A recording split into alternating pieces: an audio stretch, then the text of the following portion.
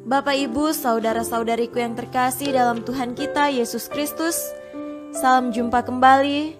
Senang sekali kami dapat menjumpai Anda sekalian pada hari ini. Kiranya berkat Allah yang Maha Kuasa senantiasa menyertai kita sekalian. Hari Rabu 25 Maret 2020 adalah Hari Raya Kabar Sukacita. Marilah kita mendengarkan katekese singkat berikut ini. Salam engkau yang penuh rahmat, Tuhan sertamu, terpujilah engkau di antara wanita. Salam malaikat Gabriel kepada Maria.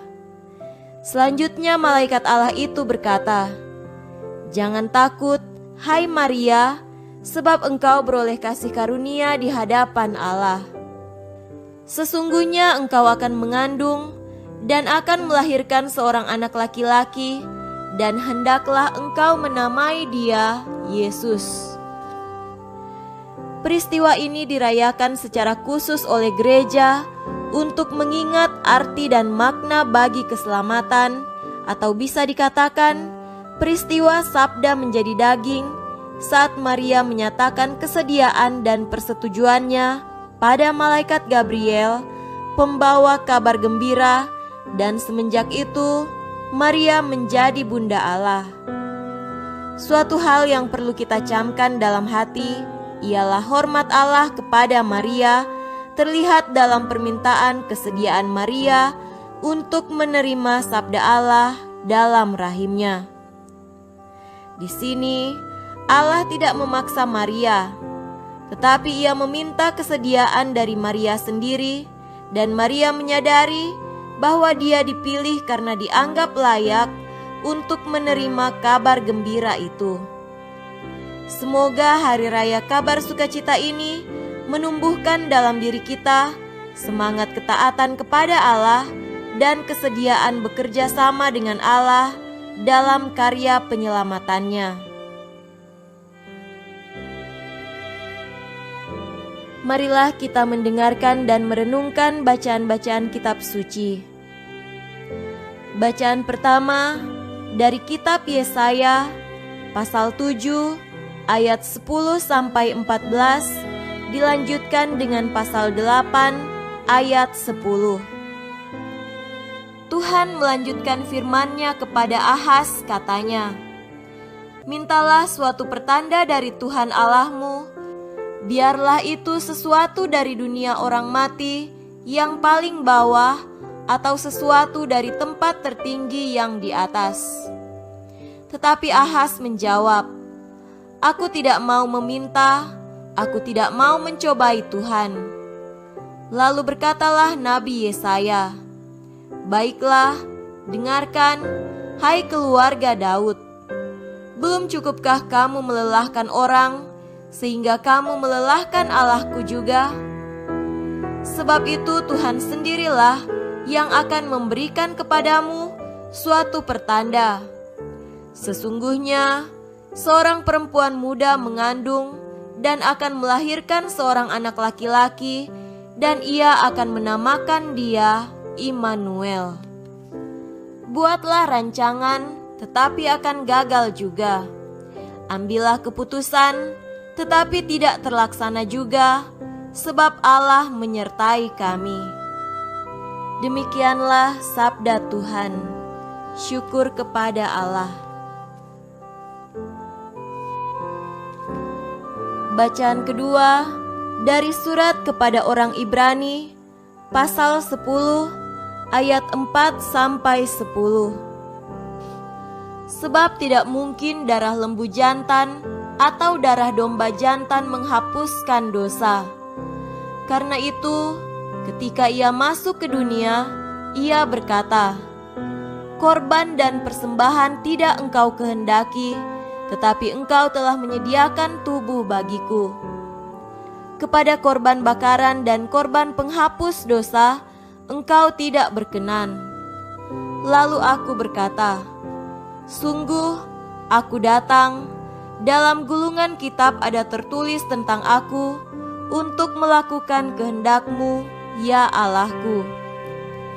Di atas ia berkata, korban dan persembahan, korban bakaran dan korban penghapus dosa tidak Engkau kehendaki, dan Engkau tidak berkenan kepadanya, meskipun dipersembahkan menurut hukum Taurat. Dan kemudian katanya, sungguh aku datang untuk melakukan kehendak-Mu. Yang pertama ia hapuskan, supaya menegakkan yang kedua. Dan karena kehendak-Nya inilah kita telah dikuduskan satu kali untuk selama-lamanya oleh persembahan tubuh Yesus Kristus. Demikianlah sabda Tuhan. Syukur kepada Allah. Tuhan beserta kita sekarang dan selama-lamanya. Inilah Injil Yesus Kristus menurut Lukas. Dimuliakanlah Tuhan. Injil Lukas pasal 1 ayat 26 sampai 38. Dalam bulan yang ke-6, Allah menyuruh malaikat Gabriel pergi ke sebuah kota di Galilea bernama Nazaret kepada seorang perawan yang bertunangan dengan seorang bernama Yusuf dari keluarga Daud. Nama perawan itu Maria. Ketika malaikat itu masuk ke rumah Maria, ia berkata, "Salam, hai engkau yang dikaruniai, Tuhan menyertai engkau." Maria terkejut mendengar perkataan itu, lalu bertanya di dalam hatinya, "Apakah arti salam itu?" Kata malaikat itu kepadanya, "Jangan takut, hai Maria, sebab engkau beroleh kasih karunia di hadapan Allah. Sesungguhnya engkau akan mengandung dan akan melahirkan seorang anak laki-laki, dan hendaklah engkau menamai dia Yesus. Ia akan menjadi besar dan akan disebut Anak Allah yang Maha Tinggi. Dan Tuhan Allah akan mengaruniakan kepadanya tahta Daud, bapa leluhurnya, dan ia akan menjadi raja atas kaum keturunan Yakub sampai selama-lamanya, dan kerajaannya tidak akan berkesudahan." Kata Maria kepada malaikat itu, "Bagaimana hal itu mungkin terjadi, karena aku belum bersuami?" Jawab malaikat itu kepadanya, "Roh Kudus akan turun atasmu, dan kuasa Allah yang Maha Tinggi akan menaungi engkau. Sebab itu, anak yang akan kau lahirkan itu akan disebut kudus Anak Allah.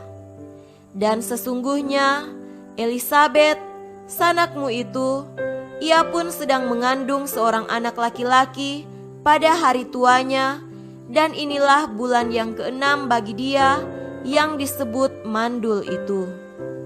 Sebab bagi Allah tidak ada yang mustahil." Kata Maria, "Sesungguhnya aku ini adalah hamba Tuhan, jadilah padaku menurut perkataanmu itu." Lalu malaikat itu meninggalkan dia. Demikianlah Injil Tuhan. Terpujilah Kristus. Saudara-saudari yang terkasih dalam Tuhan kita Yesus Kristus, tema renungan kita pada hari ini adalah bersukacita. Bagi pasangan suami istri sah, apalagi yang sudah lama menikah dan belum mempunyai keturunan, tentu sangatlah membahagiakan apabila sang istri memberi kabar kepada suaminya bahwa ia telah mengandung anak yang pertama. Kabar gembira yang sangat-sangat mereka nantikan pastinya.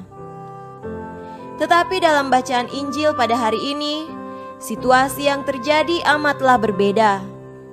Malaikat Gabriel datang kepada Maria membawa kabar. Salam yang disampaikan malaikat justru membuat Maria begitu terkejut. Bahkan Maria merasa takut. Dalam situasi batin yang berkecamuk ini, Maria justru mendapat kabar yang tidak biasa.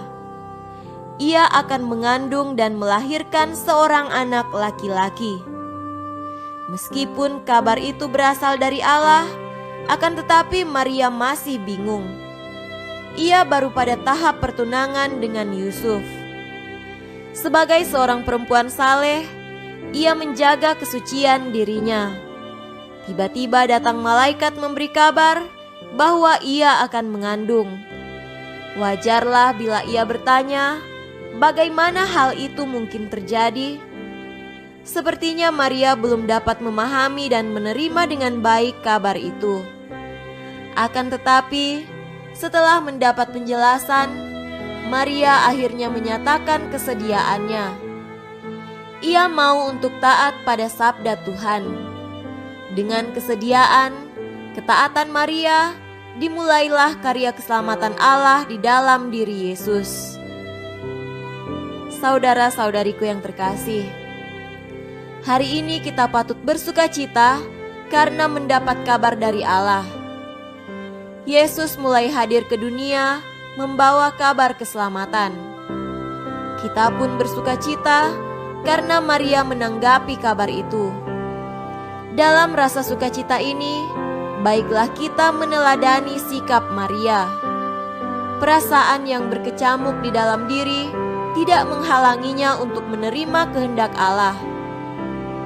Kesalehan, ketaatan, kesediaan mengosongkan diri adalah kekuatan bagi kita untuk membuka hati dan berkata, "Ya," pada kehendak Allah. Berusahalah memberi waktu untuk melakukan kehendak Allah, kendati pun penuh pengorbanan. Semoga demikian.